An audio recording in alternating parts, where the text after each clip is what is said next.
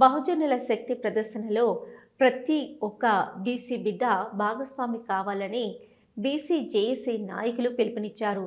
పెద్దపల్లి జిల్లా కేంద్రంలోని ప్రెస్ క్లబ్లో ఏర్పాటు చేసిన విలేకరుల సమావేశంలో పలువురు బీసీ సంఘాల వివిధ రాజకీయ పార్టీల నాయకులు పాల్గొని మాట్లాడారు. 18న రాష్ట్ర వ్యాప్తంగా అన్ని విద్యా సంస్థలు, వ్యాపార వాణిజ్య కేంద్రాలు, ప్రభుత్వ ప్రైవేటు సంస్థలు బంద్లో పాల్గొంటున్నాయని తెలిపారు. చరిత్రలో మొట్టమొదటిసారి బీసీలు బంద్కు పిలుపునిచ్చారన్న వారు దేశమంతా తెలంగాణ వైపు చూసేలా బీసీ బంద్ ఉండబోతుందని స్పష్టం చేశారు.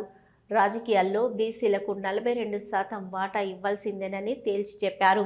రాబోయే కాలంలో విద్య, ఉపాధి అవకాశాల్లో సైతం వాటా కోసం ఉద్యమాలు చేయబోతున్నట్లు ప్రకటించారు. బీసీ బంద్కు అన్ని రాజకీయ పార్టీలు, కుల సంఘాలు మద్దతిస్తున్నాయని, కాంగ్రెస్ పార్టీ సైతం ఉద్యమంలో పాలుపంచుకోవాలని నేతలు కోరారు. ఈ సమావేశంలో బీసీ సంఘాల నేతలు తదితరులు పాల్గొన్నారు. తెలంగాణ రాష్ట్రంలో బీసీ సంఘాలు 30-40 సంఘాలు ఐక్యమై బీసీ జేఏసీగా ఏర్పడి ఈ బంద్ను పిలుపునిచ్చినాయి. ఈ బంద్ను పిలుపునిచ్చిన సందర్భంలో కూడా ఆర్ కృష్ణ గారు, జాజుల శ్రీనివాస గౌడ్ గారు, మన దాస్ సురేష్ గారు, ఇంకా సీనియర్ నాయకులు చాలామంది ఉన్నారు. వాళ్ళ పేర్లు వీళ్ళంతా కలిసి బంద్కు పిలుపునిచ్చిన సందర్భంలో నిన్న సిపిఐ, సిపిఎం నాయకులు కలిసిండ్రు. ఈరోజు కాంగ్రెస్, బీజేపీ రాష్ట్ర నాయకత్వాన్ని, రాష్ట్ర ప్రజలు కూడా కలిసిండ్రు. వాళ్ళంతా కూడా మా బంద్కు సంఘీభావం తెలుపుతాని హామీ ఇచ్చిండ్రు. ఆయా పార్టీలు కూడా సిపిఐ, సిపిఎం ఆల్రెడీ మాతో ఇప్పుడు ఉన్నారు, ఇక్కడ మాతో పాల్గొంటున్నారు. రేపటి సంది ఇతర రాజకీయ పార్టీలు బీజేపీ, సిపిఐ, మా అధికార పార్టీ కాంగ్రెస్ పార్టీ కూడా బంద్కు మద్దతు చేయాలని చెప్పి ఈ సందర్భంగా నేను డిమాండ్ చేస్తున్నా. ఈ కాంగ్రెస్ పార్టీలు ఉన్న బంద్కు మద్దతు చేయాలని చెప్పి మా రిక్వెస్ట్గా మహేష్ కుమార్ గారు, రేవంత్ రెడ్డి గారిని, మా ముఖ్యమంత్రి గారిని రిక్వెస్ట్ చేస్తున్నా. ఎందుకంటే మేమే 42% హామీ మనం ఇచ్చినాం కాబట్టి 100% మా కాంగ్రెస్ పార్టీ కూడా బంద్కు జయప్రదం చేయాలి.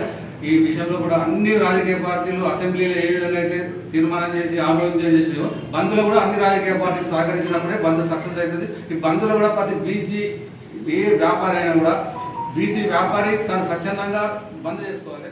బీసీ సంఘాలు అందరం కలిసి ఒక తాటిపై వచ్చి ఈ నెల 18వ తారీఖు నాడు రాష్ట్ర బీసీ సంఘాలని మద్దతు పిలుపునిచ్చిన సందర్భంగా దాన్ని విజయవంతం చేయడం కోసం పెద్ద ఎత్తున సమావేశమై అన్ని బీసీ సంఘాలు ఒక తాటిపై వచ్చి దాన్ని విజయవంతం చేయాలని ఒక నిర్ణయానికి రావడం జరిగింది. మరి కామారెడ్డి బీసీ డిక్లరేషన్ ప్రకారం సీఎం యనమల రేవంత్ రెడ్డి గారు అసెంబ్లీలో బిల్లు ప్రవేశపెట్టి దాన్ని అసెంబ్లీలో అన్ని రాజకీయ పార్టీలతోటి ఏక కంఠంతోటి ఆమోదం తెలిపి గవర్నర్ దగ్గరికి పంపితే గవర్నర్ మరి రిజెక్ట్ చేస్తా, దీన్ని నేను బిల్లు పాస్ చేస్తానని ఇప్పటి వరకు తేల్చకపోవడం చాలా బాధాకరం. తెలంగాణ ప్రాంతంలో ఆనాడు పోరాడితే పోయేదేం లేదు, మార్చని సంఖ్యలు అని చెప్పి తెలంగాణ రాష్ట్రం ఎట్లా సాధించడమో ఈరోజు బీసీ హక్కులు మా 42% రిజర్వేషన్ అమలయ్యే వరకు ఎలక్షన్ పెడుతున్నాం. మేము వ్యతిరేకిస్తున్నాం.